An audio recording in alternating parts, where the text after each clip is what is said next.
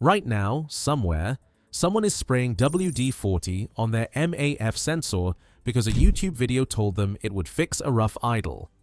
In about 3 days, that sensor will read incorrect air data on every single drive. The engine will run rough. The check engine light will come on. They'll take it to a shop. The shop will replace the MAF sensor for $250 and never tell them why it failed. WD-40 destroyed it. There are 10 places on your car where WD-40 causes damage instead of fixing it. Some of them are just expensive mistakes. 3 of them are genuine safety issues that mechanics see the aftermath of regularly. And every single one of them generates repair bills that shops profit from without ever connecting the cause back to the can in your garage.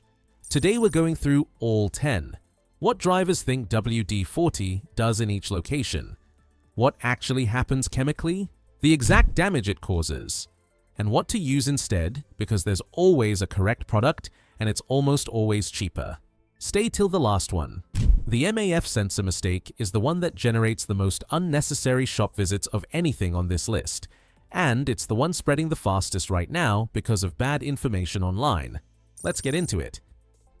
The rubber door seals. Slow destruction. Nobody notices.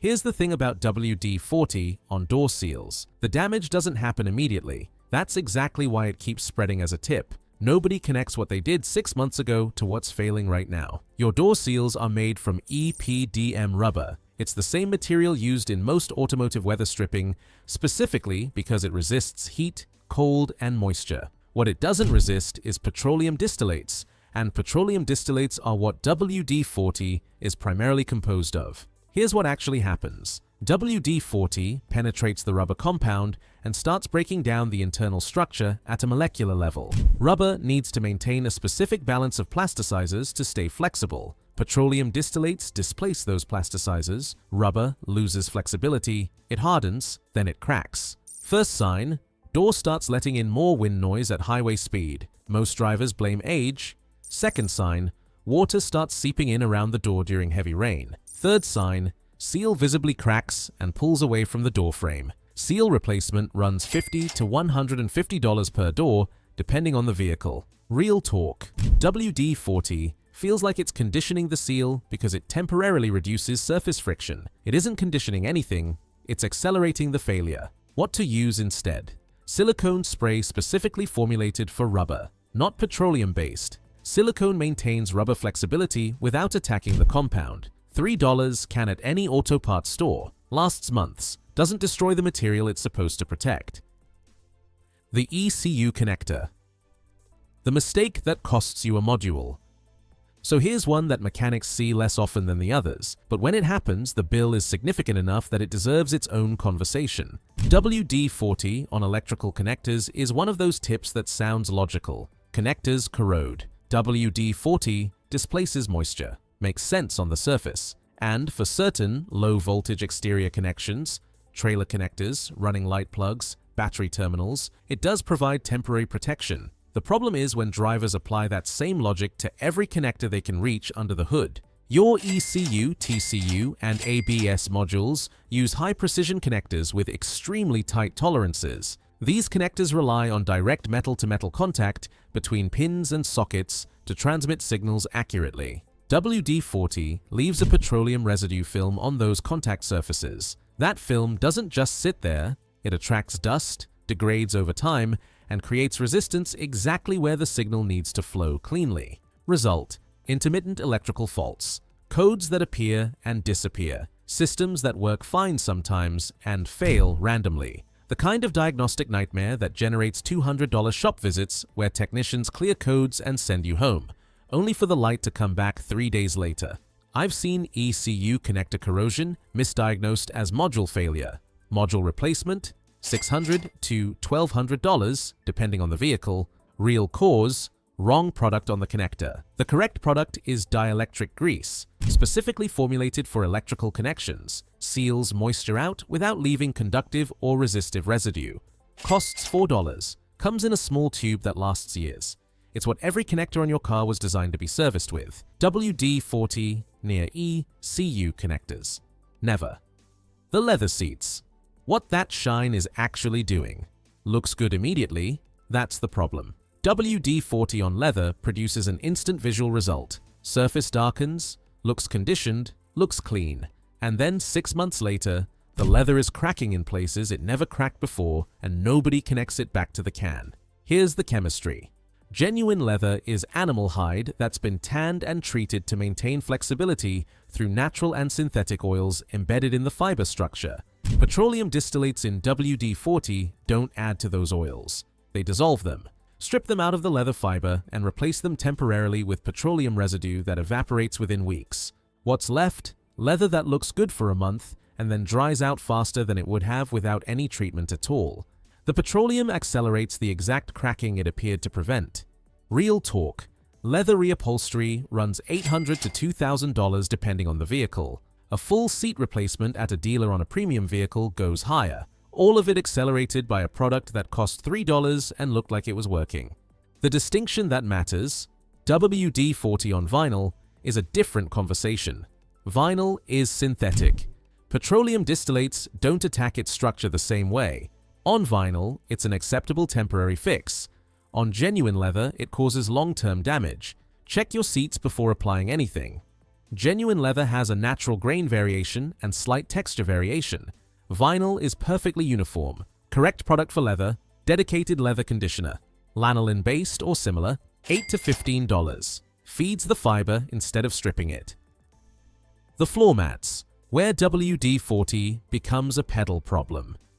This one has a safety consequence most people never think about until it's too late. Rubber floor mats look dull and cracked after a few winters. WD-40 restores the appearance immediately, same petroleum logic as the door seals. Surface darkens, looks renewed, feels softer. And on the trunk mat or rear passenger mats, that's mostly a cosmetic concern.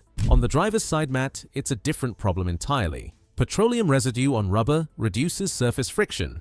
That's not an opinion, it's the entire reason WD-40 works as a lubricant. Applied to the driver's side floor mat and not completely wiped off, that reduced friction means the mat slides more easily under load, slides toward the pedals. The same pedal interference that NHTSA issued safety advisories about, the same problem that caused documented accidents, gets worse when you've just lubricated the mat from underneath. Most drivers wipe the top surface and consider the job done. The underside, the surface contacting the carpet, retains petroleum residue that never gets wiped. That's the contact surface that matters. Real talk, don't use WD-40 on any floor mat that sits near pedals. The cosmetic improvement is not worth the risk. For rubber mat restoration, diluted dish soap and a stiff brush. Rinse completely. Let it dry. That's it. Free. Zero residue, zero friction reduction. Mats look clean and grip the carpet exactly the way they were designed to. The oxygen sensor, how you create the problem you were trying to fix.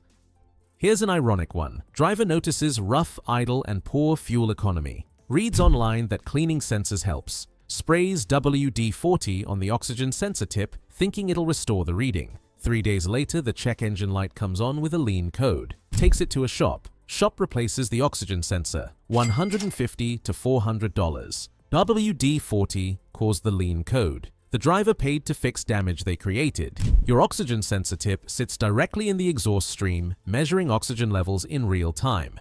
The sensing element is a zirconia ceramic cell that operates at extremely high temperatures, around 600 degrees Celsius in normal operation. Petroleum residue from WD-40 coats the ceramic element, burns at high temperatures, leaves carbon deposits on the sensing surface. Carbon deposits alter the electrochemical reaction the sensor uses to measure oxygen. Readings become inaccurate. ECU gets bad data. Fuel delivery goes wrong. Lean code appears. The sensor wasn't failing before. It is now. Real talk. Oxygen sensors don't need cleaning. They need replacing when they reach end of life at 60,000 to 90,000 miles. Before that point, leave them alone. No spray, no cleaning, nothing. If you have an oxygen sensor code, diagnose the root cause. Dirty MAF sensor. Vacuum leak, low fuel pressure, not the oxygen sensor itself. The windshield. The visibility trap. Feels like it's working, that's the trap. WD-40 on windshield glass does dissolve silicone film and road grease on contact. The glass looks clearer immediately. Then you drive in rain. Wipers pass over the petroleum residue left behind and smear it across the entire driver's sightline. Every oncoming headlight becomes a starburst. Vision in wet conditions is measurably worse than before you touched it. You created a visibility hazard trying to fix a visibility problem. The correct product is diluted white vinegar, equal parts vinegar and water, dissolves the same silicone film and mineral deposits, evaporates completely, zero residue. $3 for a gallon that lasts a full year of treatments. WD-40 on windshield glass. Never. The serpentine belt. This one can take your power steering. Squealing belt. WD-40 sprayed on the belt and pulleys. Squeal stops immediately. Feels fixed. Here's what actually happened. Petroleum residue on the belt surface reduces friction between belt and pulley. Belt starts slipping. Slipping on the power steering pulley means reduced power steering assist at any speed. Slipping on the alternator pulley means reduced charging voltage. In a worst case, belt slips completely off under load at highway speed. A squealing belt is worn or misaligned. Both need inspection. Neither needs petroleum spray. Correct fix? New serpentine belt. $40 to $65 in parts. 1 hour labor. The squeal is the belt telling you something. Listen to it. The brake components. Full stop. No section needed here. This one is 2 sentences. WD-40 on brake pads, rotors, or calipers reduces friction. Reduced friction means increased stopping distance. That's the only outcome. No exceptions. No scenarios where this is acceptable. If WD-40 contacts any brake friction surface during another repair, stop immediately. Clean the rotor with brake cleaner. Inspect the pads. Replace if contaminated. Contaminated pads don't recover. Brake cleaner only, ever. The seat belt. Where a can of spray becomes a safety issue. NHTSA and seatbelt manufacturers both document this. Petroleum distillates degrade the synthetic webbing fibers that determine tensile strength in a crash. A seatbelt whose webbing has been treated with WD-40 may not hold rated load in a collision. The belt looks fine. Functions normally day to day. Fails when it matters most. Nothing goes on seatbelt webbing, ever. If a belt is stiff or slow to retract, replace it. $200 to $500 at a dealer. Worth every dollar compared to the alternative. The MAF sensor, the most expensive can you ever picked up. This is the one spreading right now. Videos recommending WD-40 to clean MAF sensors are everywhere. Every single one of them is wrong. The MAF sensor uses hot wire or hot film sensing elements thinner than a human hair to measure airflow. WD-40 leaves petroleum residue on those elements. That residue doesn't evaporate. It coats the sensing surface, alters electrical resistance. The sensor starts underreporting airflow. ECU delivers wrong fuel amount. The engine runs rough. Check engine light appears. Sensor cost, $80 to $300, usually replaced when it just needed the correct cleaner. MAF sensor, cleaner only, $8. Evaporates completely, zero residue. That's the only product that goes near those sensing elements. Not carb cleaner, not brake cleaner, not WD-40. The driver who sprayed WD-40 on their MAF sensor from the intro, they're at a shop right now. Paying for a part that a correct $8 can would have saved, that's the most expensive can of WD-40 they ever picked up. 10 places. All of them feel logical in the moment. All of them cause damage instead of fixing it. Door seals, ECU connectors, leather seats, floor mats, oxygen sensors, windshield, serpentine belt, brakes, seat belts, MAF sensor. Wrong product, wrong location, repair bill follows. WD-40 is genuinely useful on the right surfaces. These 10 are not those surfaces. Drop a comment right now. Which of these have you seen recommended online? Let's see how far the bad information has spread.